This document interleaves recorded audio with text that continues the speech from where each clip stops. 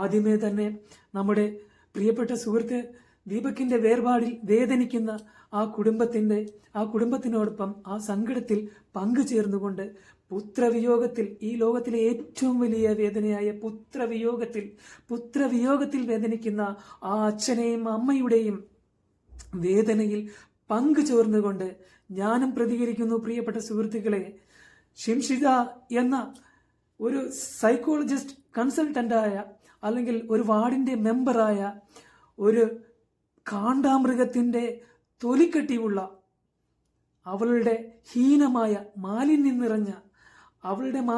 നിറഞ്ഞ ആ മനസ്സ്, അതാണ് ഞങ്ങളുടെ പ്രിയപ്പെട്ട സുഹൃത്ത് ദീപകിന്റെ മരണത്തിനുള്ള കാരണം.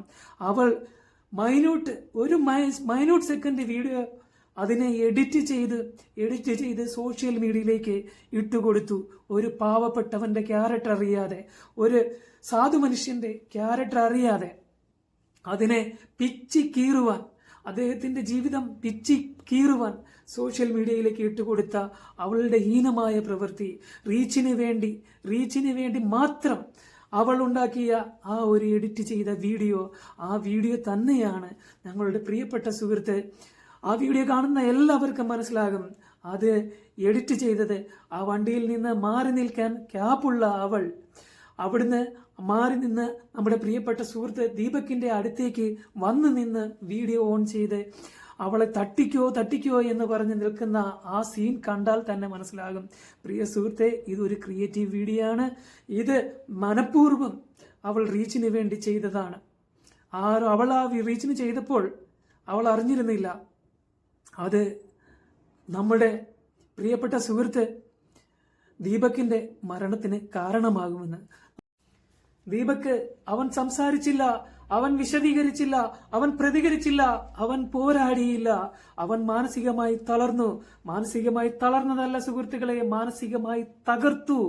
അവൾ എഡിറ്റ് ചെയ്ത ഷിംഷിത എന്ന ആ മാനസിക രോഗി എഡിറ്റ് ചെയ്ത 4 മിനിറ്റത്തെ ആ വീഡിയോ അവൾ ഒരാളുടെ ക്യാരക്ടർ അറിയാതെ അവൾ എഡിറ്റ് ചെയ്ത് അതിലേക്ക് ആഡ് ചെയ്തത് അവളുടെ മസാല തന്ത്രങ്ങളായിരുന്നു സുഹൃത്തുക്കളെ. റീച്ചിന് വേണ്ടി അവൾ ക്രിയേറ്റ് ചെയ്ത ആ വീഡിയോ, ഒരൊറ്റ വീഡിയോ ആണ് നമ്മുടെ പ്രിയ സുഹൃത്ത് ദീപകിന്റെ മരണകാരണം. ഇത് ആത്മഹത്യ അല്ല സുഹൃത്തുക്കളെ, ഇത് ബ്രൂട്ടൽ മർഡർ. ദീപക് ആ ബസ്സിൽ യാത്ര ചെയ്യുമ്പോൾ അതൊരു സാധാരണ നിമിഷം മാത്രം, പക്ഷെ അത് ഒരാളുടെ ജീവിതം അവസാനിപ്പിക്കേണ്ടി വരുന്ന നിമിഷങ്ങളായി മാറുമെന്ന് ആരും കരുതിയിരുന്നില്ല. ദീപക് പോലും കരുതിയിരുന്നില്ല. യാത്ര അവസാനിപ്പിച്ച് വീട്ടിലെത്തിയ ദീപകിന്റെ സുഹൃത്തുക്കൾ വിളിച്ച് കാര്യങ്ങൾ പറഞ്ഞപ്പോൾ മാത്രമാണ് ദീപക് അനുഭവിച്ച മാനസികാവസ്ഥ എന്താണ് എന്നുള്ളത് നമുക്ക് മനസ്സിലാക്കാൻ കഴിയുന്നത്. പ്രിയപ്പെട്ട ദീപക് മരിച്ചത് വെറും ഒരു റോപ്പ് കൊണ്ട് മാത്രമല്ല സുഹൃത്തുക്കളെ, അവന്റേത് ഒരു ആത്മഹത്യയുമല്ല.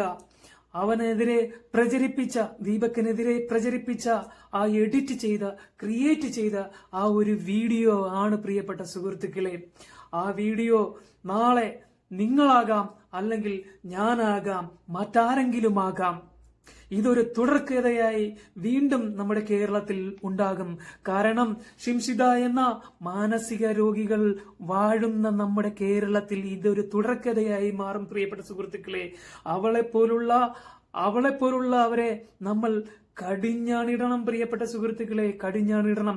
അതിനെതിരെ നമ്മൾ ശക്തമായി പ്രതികരിക്കണം. നമ്മൾ സോഷ്യൽ മീഡിയയിലേക്ക് ഒരു വീഡിയോ പോസ്റ്റ് ചെയ്യുമ്പോൾ 1000 വട്ടം ചിന്തിക്കണം പ്രിയപ്പെട്ട സുഹൃത്തുക്കളെ.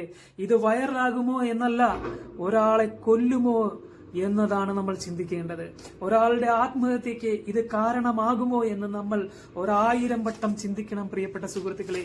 നമ്മുടെ പ്രിയപ്പെട്ട സുഹൃത്ത് ദീപക് ആത്മഹത്യ ചെയ്തതല്ല സുഹൃത്തുക്കളെ, അവനെ ആത്മഹത്യയിലേക്ക്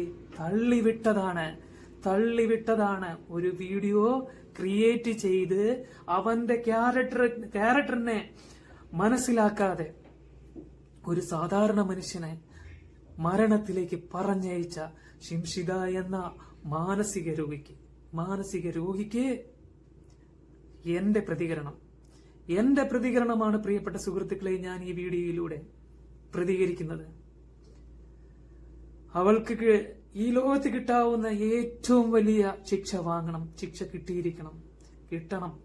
ഞാൻ എന്റെ നീതിന്യായ കോടതിയിൽ വിശ്വസിക്കുന്നു. I trust, I believe.